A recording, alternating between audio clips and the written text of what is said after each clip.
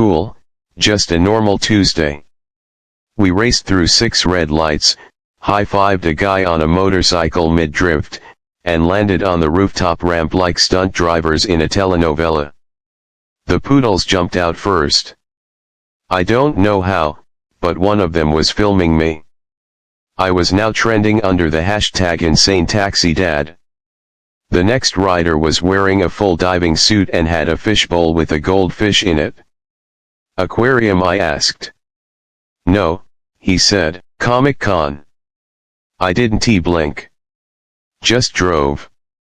As we zoomed past horrified pedestrians, he told me about his cosplay backstory. He was Neptune, king of the oceans, attending the annual Sea Lords LARP meetup. We arrived just in time for the underwater arm wrestling championship. He leaped from the car and struck a pose as bubbles floated from his helmet. I was handed a sticker that said Official Chariot of the Sea. Not sure what that means for my insurance, but I slapped it on the bumper anyway. I was beginning to question my life choices when the next passenger called. She entered the cab carrying a parrot. Take me to the courthouse, she said, my bird is on trial. What? Pirate tax fraud, she added. Of course.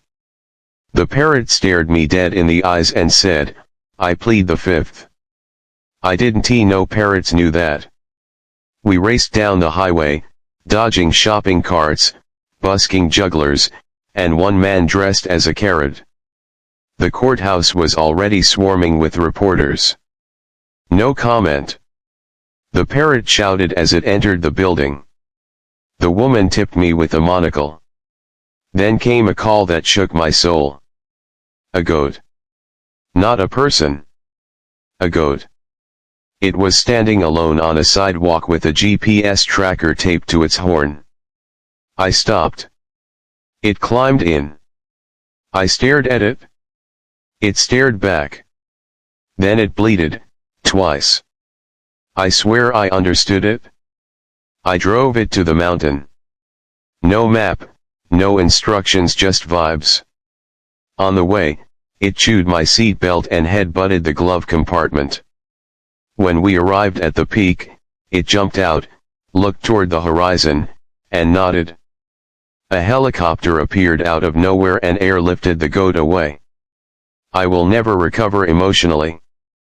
The next passenger was a conspiracy theorist with a tinfoil hat and 2 walkie-talkies.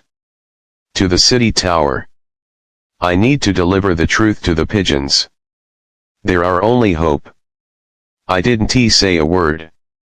I just drove. At this point, nothing surprised me. He screamed out the window to random pedestrians, "Wake up! Microwaves are listening," and dropped pamphlets shaped like UFOs. At the tower, he opened a backpack full of birdseed and saluted the sky. A pigeon pooped on my mirror as if to say good job. Then, my next rider entered.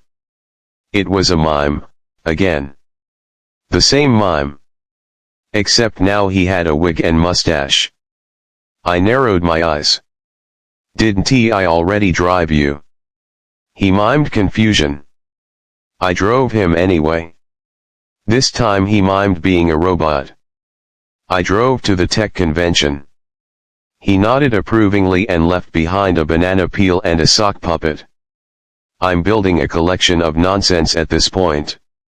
A man in a medieval knight costume called next. To the Burger Kingdom. He bellowed. I have a duel at noon. I took a wild guess and drove to the fast food district. Turns out, yes,